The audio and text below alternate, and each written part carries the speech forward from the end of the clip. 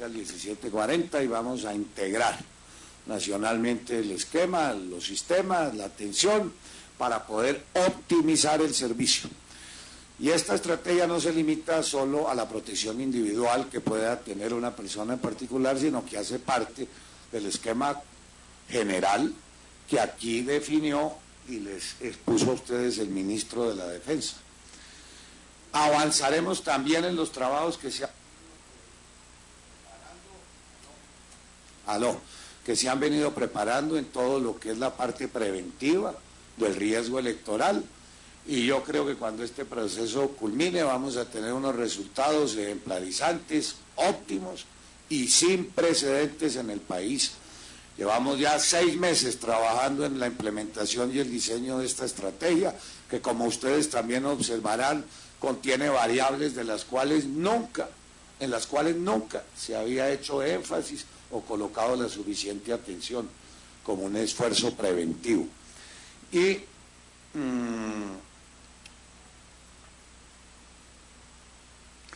Y termino agradeciéndoles esta oportunidad y dándole la palabra al ministro de la Defensa, porque yo tampoco creo que el propio ministro de la Defensa considere que en 970 municipios colombianos estamos en una situación de riesgo apreciable.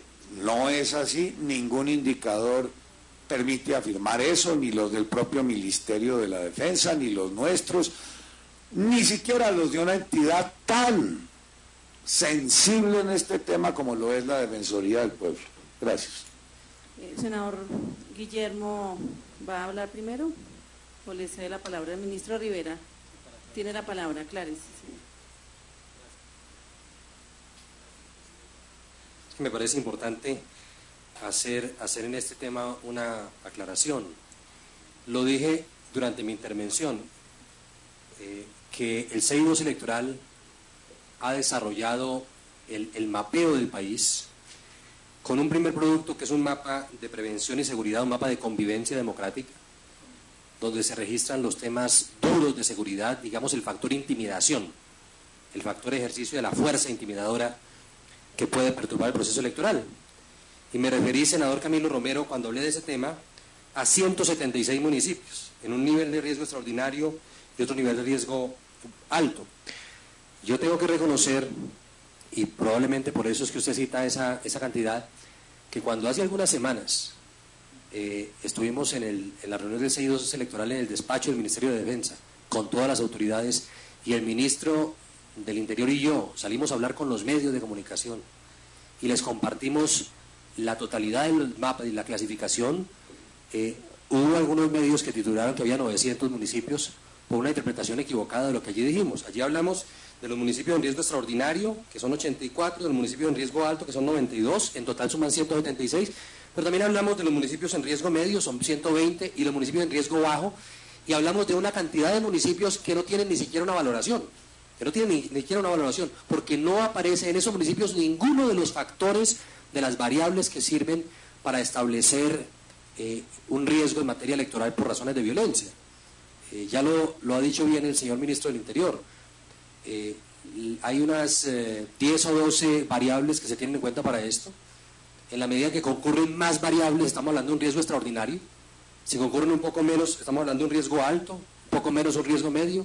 Cuando hay apenas un par de variables, un riesgo bajo, y cuando no hay sino una variable o no hay ninguna, entonces no aparece un registro.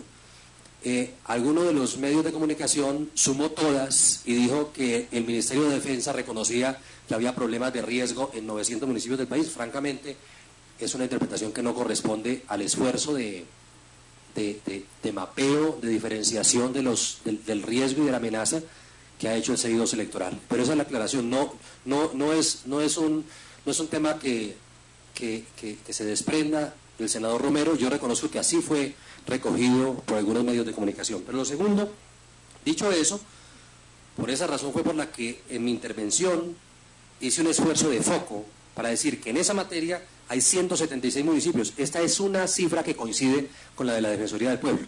Bastante coincidencia hay con la de la Defensoría del Pueblo. Ese es el número de municipios donde vemos un riesgo desde el punto de vista de la intimidación. Y desde el punto de vista de la corrupción, las dos primeras categorías que son riesgo alto y riesgo medio, suman 348 municipios. En riesgo alto hay 161 municipios. Ahora, me parece importante concluir esta aclaración, Presidenta, con una aclaración adicional. No por reacción de alguno de los senadores, sino por lo que ya veo publicado en algunos medios de comunicación.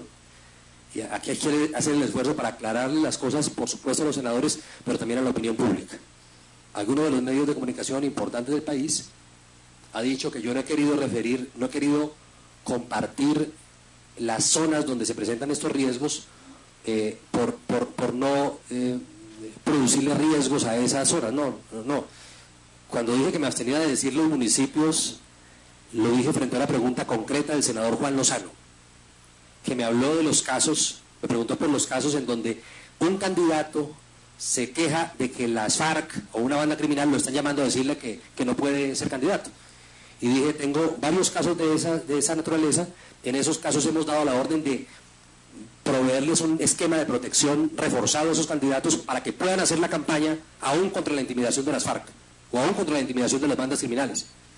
Y no va a dar el nombre de esos 2 o 3 municipios para no mandar un mensaje que sea contraproducente. A eso me referí.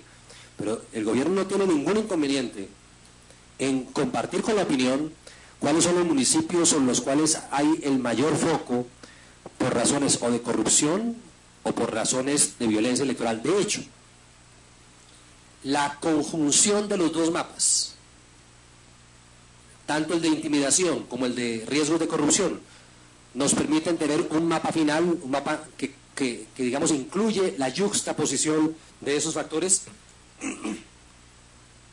y que quiero compartir con ustedes.